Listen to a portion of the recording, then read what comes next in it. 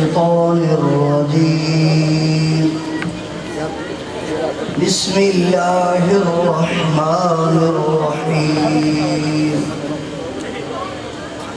وإذ يرفع إبراهيم القواعد من البيت وإسماعيل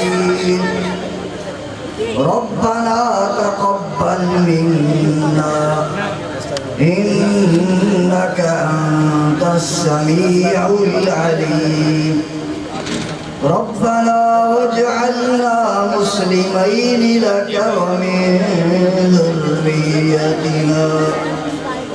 ومن ذريتنا أمة مسلمة لك وأرنا مناسكنا وتب علينا إنك أنت التواب الرحيم. ربنا وابعث فيهم رسولا منهم يتلو عليهم